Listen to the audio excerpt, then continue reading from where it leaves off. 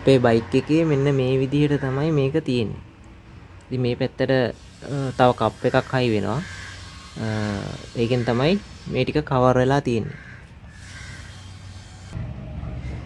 ඉතින් දැන් මේ බයික් එකක ගියර් බොක්ස් එකක් කියන්නේ එන්ජින් එකත් එක්කම තියෙන තනි යුනිට් එකක්.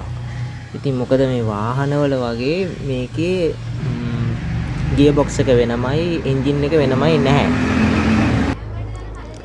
ඉතින් මම පොඩ්ඩක් මේ ඇතුළට ගෙනා මොකද එතන මේ වැඩ කරන තැන පොඩ්ඩක් වීඩියෝ කරන්න අමාරුයි වාහන සද්ද හින්දා. ඉතින් දැන් මේ තමයි එතකොට වාහන වල වගේ නෙමේ ගියර් බොක්ස් එක වෙනම එන්ජින් එක වෙනම නෑ බයික් වල.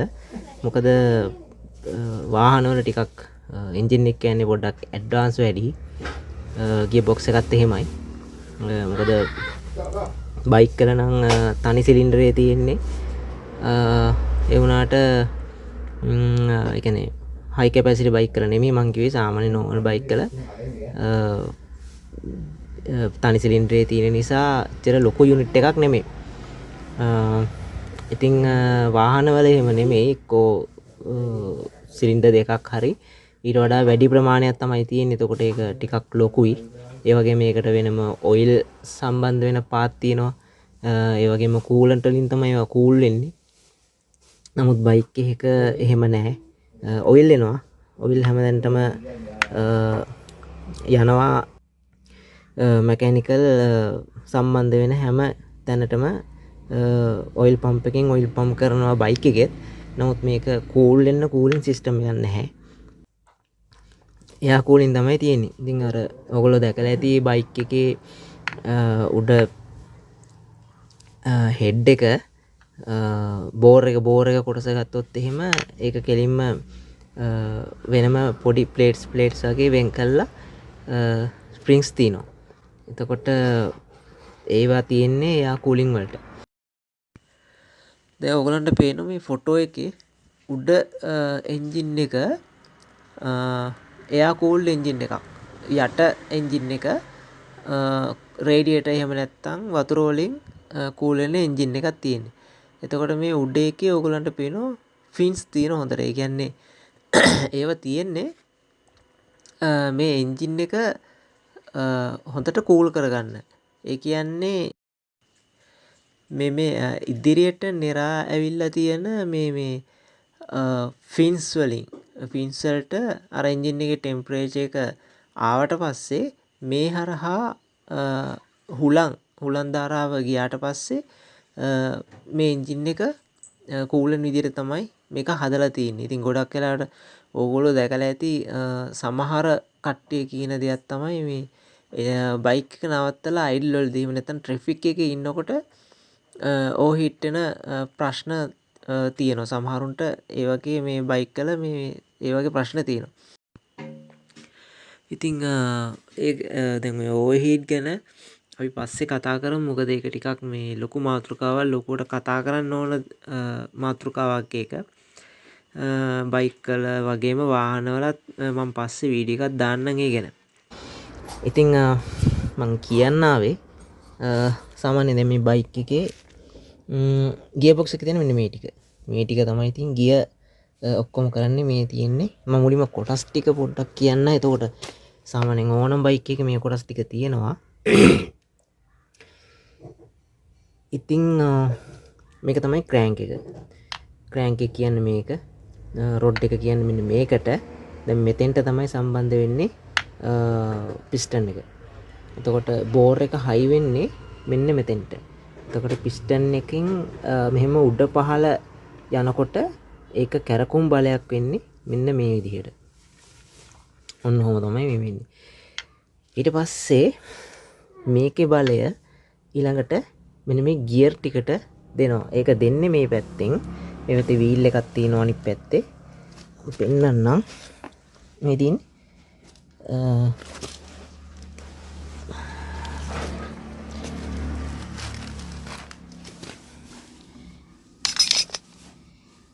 දැන් මේ තියෙන අනිත් පැත්ත. එතකොට මේක තමයි ක්‍රෑන්ක් එක. එතකොට මේක සම්බන්ධ වෙනවා මෙන්න මේකත් එක්ක මෙතනින්.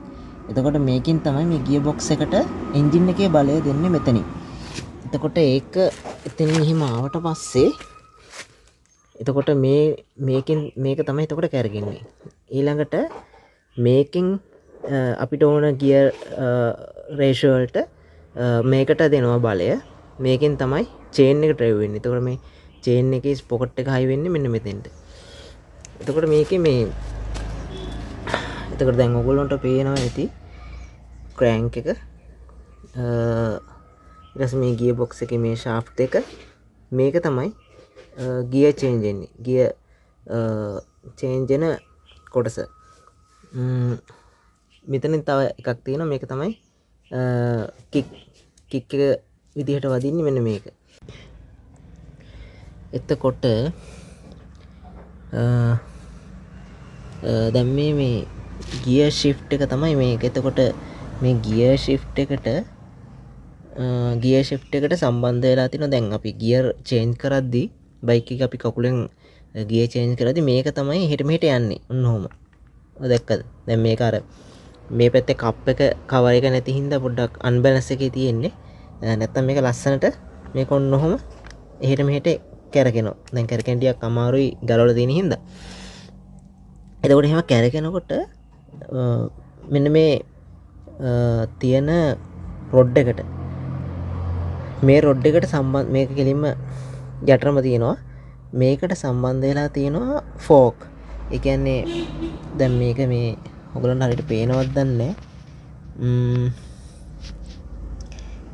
දැන් මේ ගියර් ෂිෆ්ට් එකට මෙන්න මේ ෆෝක් සම්බන්ධ වුණාට පස්සේ මේ එකක් මේ තවත් එකක් ඊට යටින් තවත් තුනක් තියෙනවා. දැන් මේ ගියර් බොක්ස් එකේ තුනක් තියෙනවා. දැන් මේක කැරකෙනකොට ඔහොම අපි ගියර් දානවා කියලා හිතන්නකෝ. ඒතර මේක එහෙට මෙහෙට ආන්න දැක්කද කැරකුණා. කැරකුණාට පස්සේ මේ ෆෝක් එහෙට මෙහෙට මේ වෙනවා මේ මෙන්න මේ ගියර් ෂිෆ්ට් එක දිගේ ගියාට පස්සේ කැරකෙනකොට.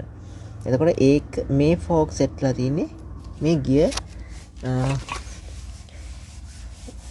මෙන්න මේ දෙකට. ඒ කියන්නේ මේක මේන්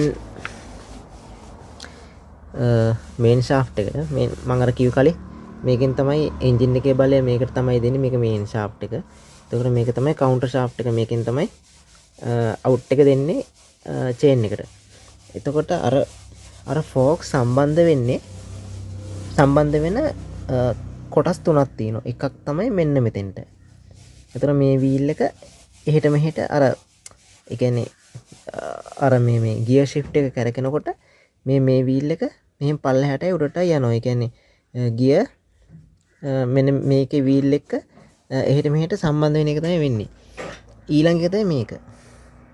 මේකත් එහෙමයි උඩ පල්ලෙහාට යනවා. ඊළඟ එක මේන් ෂාෆ්ට් එකේ තියෙනවා මේක උඩ පල්ලෙහාට යනවා.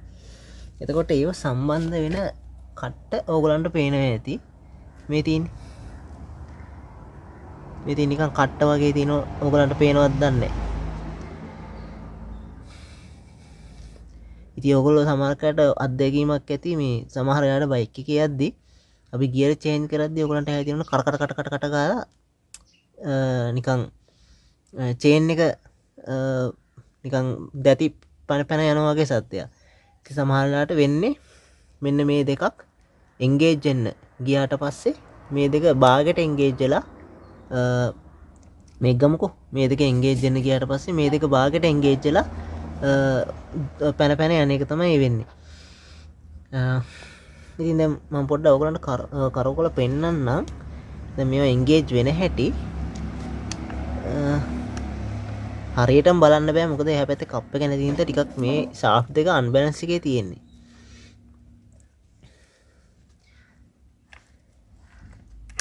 දැක්කද? ඔන්නෝම තමයි ගියර් එන්ගේජ් වෙන්නේ. දැන් දැක්කද අර මෙන්න මේ ගියර් එක පල්ලෙහා තියලා උඩට පැන්නා. මම ආය අනිත් පැත්තට දාන්න දැක්කද? ඔන්නෝම තමයි ගියර් එන්ගේජ් වෙන්නේ මේ જાති බයික් වල. මේක තා ගොඩක් කරකවන්න බෑ. දැක්කද? වෙනස් වෙන හැටි ගියර්.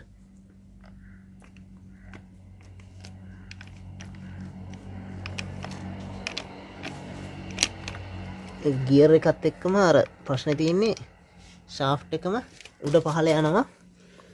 ඉතින් අර බේසිකලි දැනගන්න ඕනේ මෙන්න මේ මේන් ෂාෆ්ට් එකේ ගියර් එක මේ කවුන්ටර් ෂාෆ්ට් එකේ ඒ කියන්නේ අවුට්පුට් ෂාෆ්ට් එකේ ගියර් එන්ගේජ් වෙනවා එන්ගේජ් වෙන්නේ මෙන්න මේ ගියර් වීල්ස් උඩට පල්ලෙහාට යන්නේ එකෙන් තමයි මේකත් එක්ක සම්බන්ධ වෙන්නේ.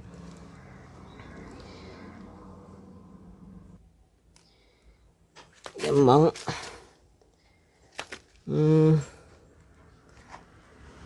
මේ පැත්තෙන් ඔන්න මම අර දැක්කද මම මේ පැත්තෙන් කරකවනකොට ඔන්න ඔහම තමයි චේන් එක තියෙන මේක දුවන්නේ.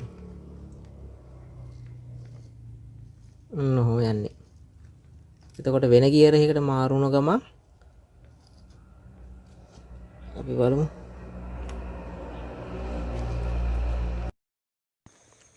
ඉතින් මේ මට දැන් ඔයගලන්ට පෙන්වන්න ඕමනා උනේ කරකිනවා මේ බයික් එක මෙන්න මේ ඇතුලේ එන්ජින් එක ඇතුලේ ගියර් බොක්ස් එකේ තියෙන ක්‍රියාකාරීත්වය යම්කිසි මට්ටමකට කියන්නේ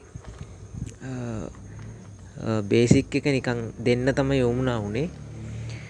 මොකද මේ ගොඩක් වෙලාවට වාහන වල දැනුම මම දුන්නට බයික් වල මේ වගේ දෙයක් මට දෙන්න chance එකක් නැහැ. ඉතින් මට මේ ගලවන්න උනා බයික් එකක්. ඉතින් ඒ අතරේ මට උවමනා වුණා ඔයගලන්ට යම්කිසි දෙයක් මේකෙන් දෙන්න ඕනේ කියලා. ඉතින් ඒක නිසා තමයි මේ වගේ වීඩියෝ එකක් ගෙනාවේ. ඉතින් මම ගොඩක් වෙලාවට බයික් වල නෙමෙයි වාහන තාක්ෂණය තමයි මම කරන්නේ. ඉතින් මං හිතන්නේ නමුත් ඒ කියන්නේ වාහන ශාස්ත්‍රය ගත්තොත් ගොඩාක් වෙලාවට අපිට හැමදේම දැනගන්න ඕනේ ඇත්තටම. වාහන ශාස්ත්‍රය ගත්තොත් බයික් එකද කාර් එකක්ද ලොරියක්ද කියලා අදාළ නැහැ. හැමදේම දැනගන්න එක තමයි ඇත්තටම අපිට හොඳ